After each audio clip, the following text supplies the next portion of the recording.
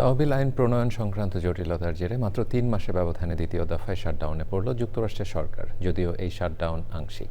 New jersey থেকে সুব্রত চৌধুরী জানাচ্ছেন বিস্তারিত।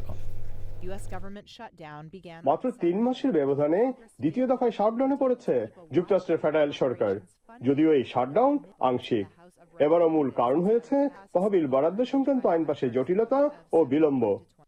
মার্কিন সংবাদ মাধ্যমগুলোর তথ্য মতে সরকারি বিভিন্ন খাতের জন্য প্রস্তাবিত অর্থ বরাদ্দের প্যাকেজ নির্ধারিত সময়ের মধ্যে কংগ্রেসে পাশ না হওয়ায় এই অচলাবস্থা তৈরি হয়েছে।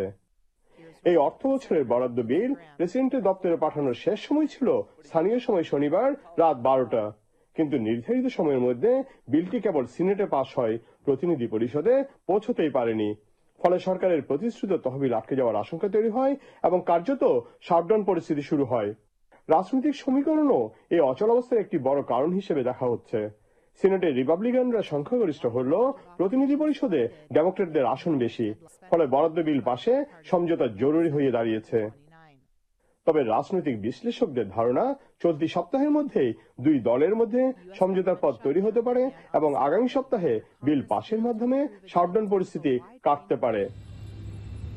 দেশটির ইতিহাসে এ পর্যন্ত অন্তত 18 বার এমন পরিস্থিতির সৃষ্টি হয়েছে।